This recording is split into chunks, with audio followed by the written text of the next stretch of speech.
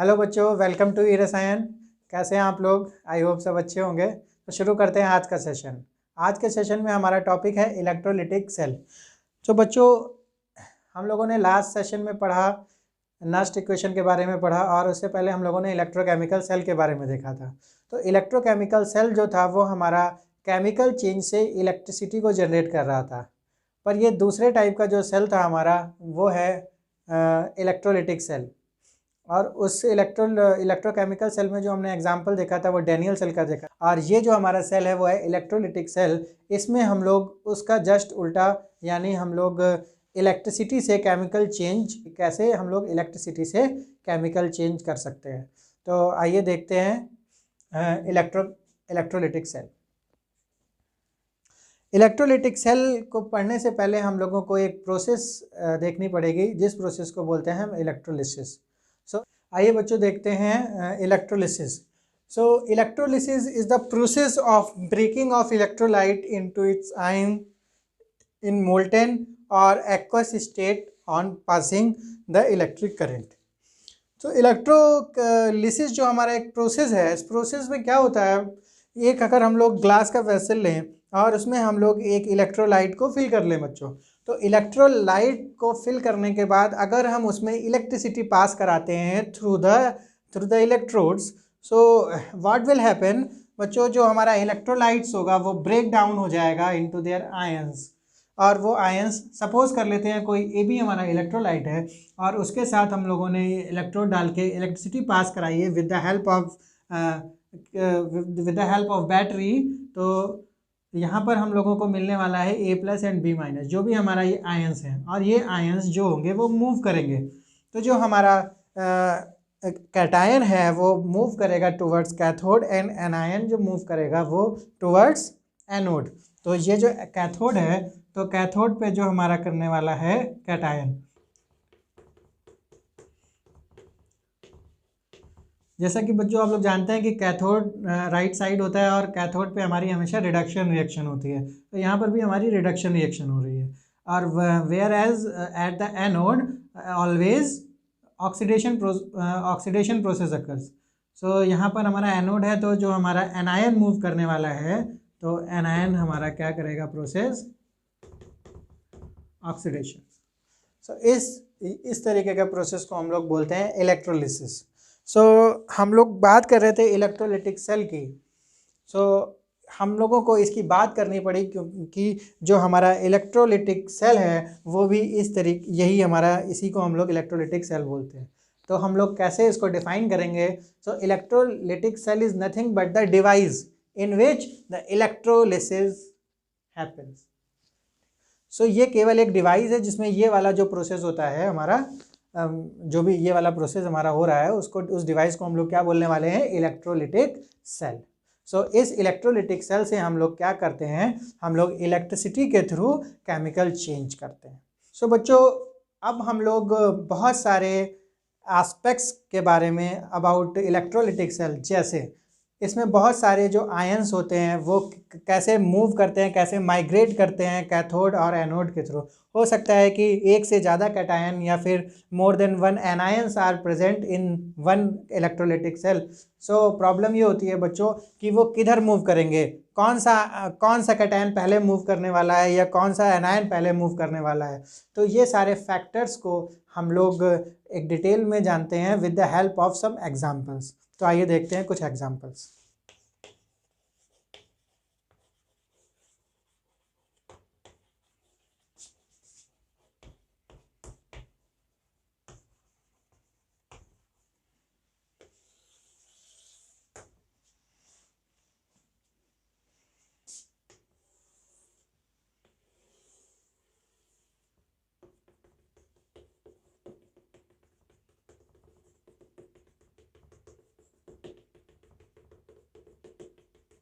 आइए देखते हैं बच्चों इलेक्ट्रोलिसिस ऑफ मोल्टेन NaCl। कैसे मोल्टेन NaCl का हम लोग इलेक्ट्रोलिसिस करवाने वाले हैं इन electrolytic cell.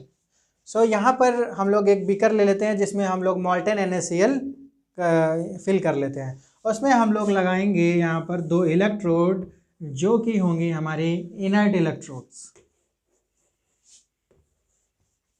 this is anode and this is cathode.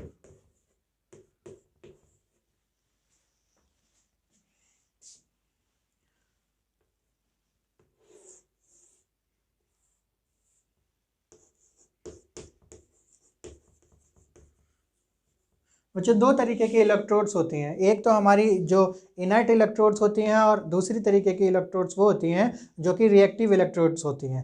तो यहाँ पर हम लोगों को एक इनर्ट इलेक्ट्रोड लगाई है जिससे कि हम लोगों को जो प्रोडक्ट मिले वो केवल मोल्टेन NaCl का मिले।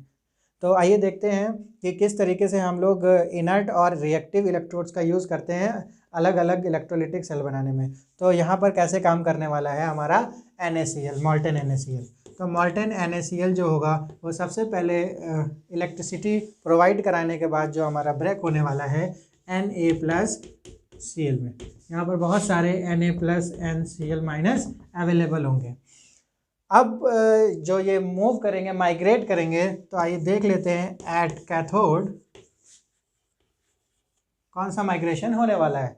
सो कैथोड पे हमारा कैटायन जाता है तो हमारा यहाँ पर कैटायन अवेलेबल है Na पॉजिटिव, तो यहाँ पर Na पॉजिटिव इलेक्ट्रॉन, यहाँ पर जो Na पॉजिटिव है वो इसे इलेक्ट्रॉन ग्रैब करने के बाद करने वाला है रिडक्शन और मिलेगा यहाँ पर हमारा Na metal. What will happen at anode? Anode पे आता है एनायन, तो हमारे पास केवल एक एनायन यहाँ पर है Cl नेगेटिव, और Cl नेगेटिव यहाँ पर Cl प्लस इलेक्ट्रॉन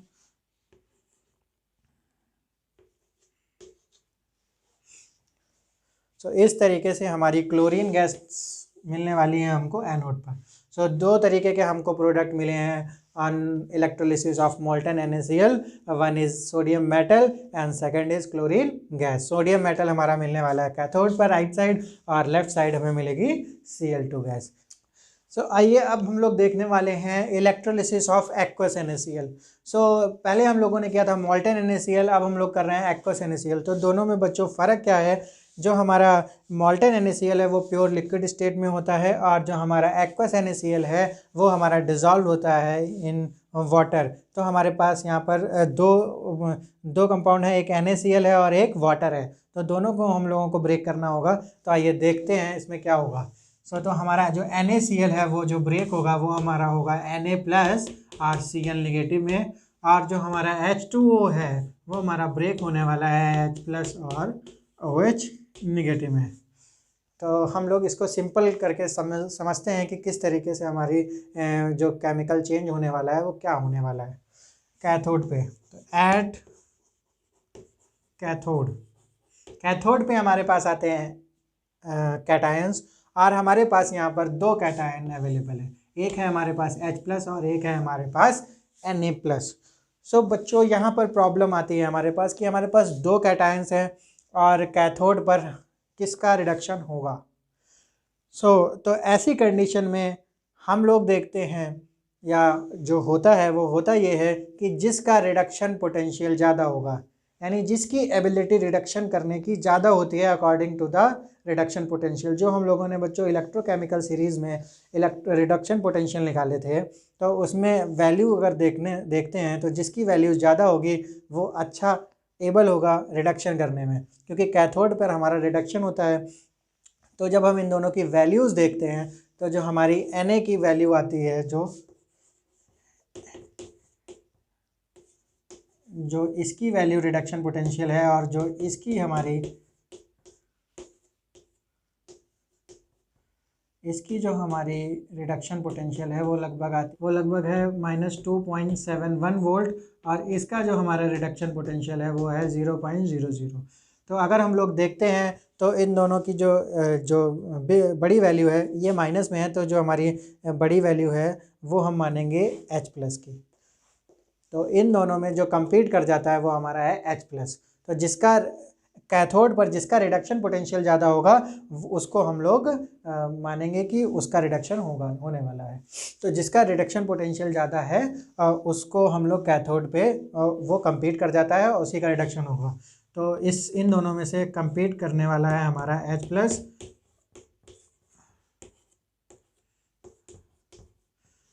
तो जो कैथोड पे हमारी ये गैस रिलीज होने वाली है वो हमारी हाइड्रोजन गैस। अब हम लोग देख लेते हैं एट एनोड क्या होने वाला है।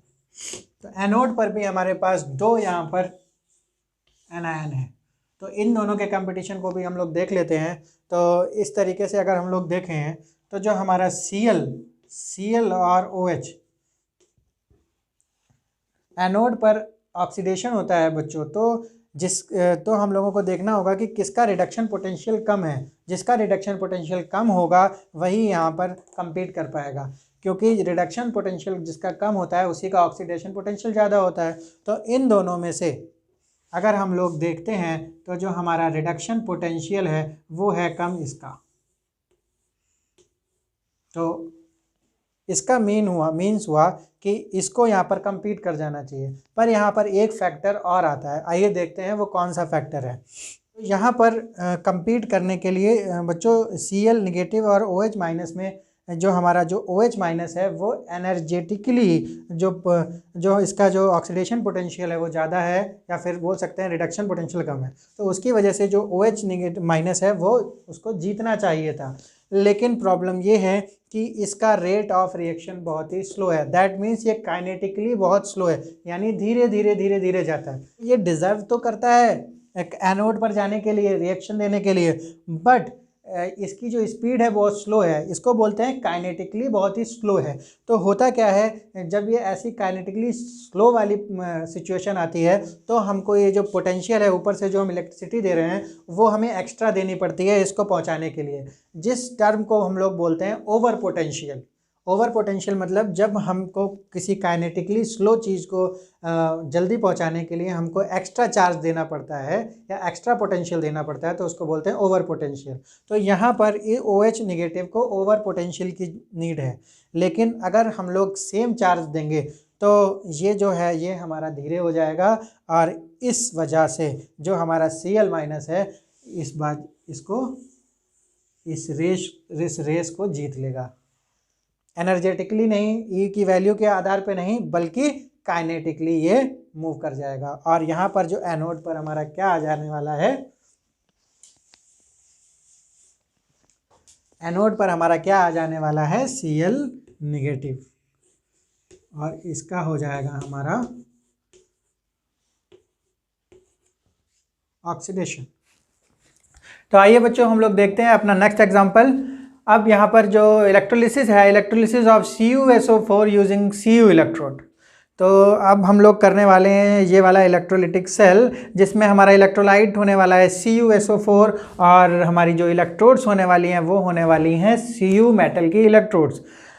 आप लोगों ने देखा कि अभी तक हम लोग इनर्ट इलेक्ट्रोड हम लोगों ने ली थी जो नॉन रिएक्टिव थी। यहाँ पर हमारी जो Cu इलेक्ट्रोड है वो यहाँ पर रिएक्टिव इलेक्ट्रोड है, और ये भी इलेक्ट्रोलिसिस में पार्ट लेने वाला है। तो आइए देखते हैं कि किस तरीके से यहाँ पर मैकेनिज्म हो रहा है। तो CuSO4 हमारा स्प्लिट होगा Cu+2 आयन और SO4 नेगेटिव आयन्स में। तो जो कैथोड पर रिएक्शन होने वाली है, कैथोड पर हमारा होता है रिडक्शन, और कैथोड पर अप्रोच करते हैं कैटायंस। तो यहाँ पर कैटायन है हमारा Cu+2 जो कि यहाँ पर अप्रोच करेगा और इलेक्ट्रॉन गेन करके रिड्यूस हो जाएगा, और हमारा प्रोडक्ट मिलने वाला है कॉपर मेटल। अब देखते हैं बच्चों एनोड पर क्या होने वाला है। एनोड पर हमेशा अप्रोच करते हैं हमारे एनायंस, और हमारे पास एनायन है यहाँ पर सल्फेट आयन।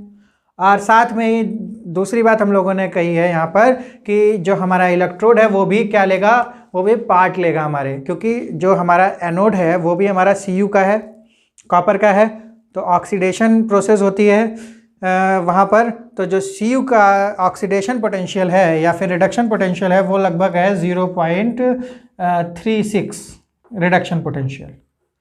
और जो हमारा इसकी जो हमारी रिएक्शन बनती है, रिड्यूस होता है, उसका रिडक्शन पोटेंशियल लगभग हमारा होता है 1.96। तो जो रिडक्शन पोटेंशियल है वो इसका ज़्यादा है। और अगर हम ऑक्सीडेशन पोटेंशियल की बात करें तो ऑक्सीडेशन पोटेंशियल हमारा Cu का ज़्यादा होगा। तो क्योंकि एनोड पर ऑक्सीडेशन होता है तो हम ऑक्सीडेशन पोटेंशियल के टर्म्स में देखें तो जिसका ज़्यादा होगा वो यहाँ पर आएगा। अगर रिडक्शन पोटेंशियल के टर्म्स में देखें तो जिसका रिडक्शन पोटेंशियल कम होगा। तो दोनों ही केस में हम लोगों के पास यहाँ पर जो जिसको रेस जीतनी चाहिए वो है हमारे पास Cu, और Cu का हमारा होने वाला है यहाँ पर ऑक्सीडेशन। तो कैथोड पर होगा इसका रिडक्शन और एनोड पर हो जाएगा ऑक्सीडेशन, और हमारा जो प्रोडक्ट बनने वाला है वो यहाँ पर Cu+2 होगा, और जो कैथोड पर प्रोडक्ट बनने वाला है वो होगा Cu मेटल। तो इस प्रोसेस के थ्रू हम लोग एक अगर कोई हमारे पास इम्प्योर Cu का मेटल इलेक्ट्रोड है और उसको अगर हमको प्योर करना है तो हम इस प्रोसेस के थ्रू एनोड पर इम्प्योर इलेक्ट्रोड लगा देते हैं, और जो उसकी जो प्योर कॉपर मेटल होती है वो हमारी एक्यूमुलेट हो जाती है कहाँ पर, कैथोड में।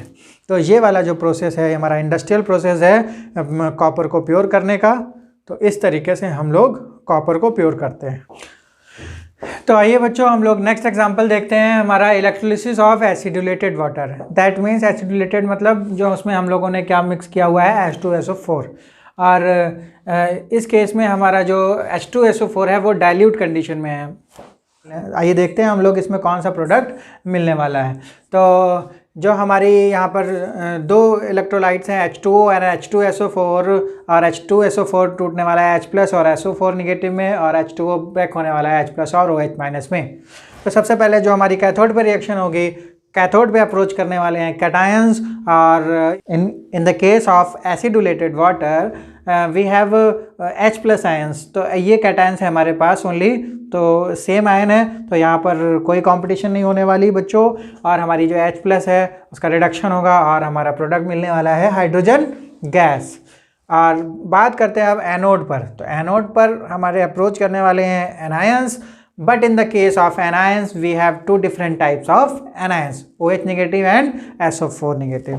तो यहाँ पर होने वाली है हमारी competition between these two anions। तो इसमें हम लोगों को देखना पड़ेगा, जैसे हम लोगों ने पहले ही बात की थी, इसमें हम लोगों को देखना पड़ेगा रिडक्शन पोटेंशियल।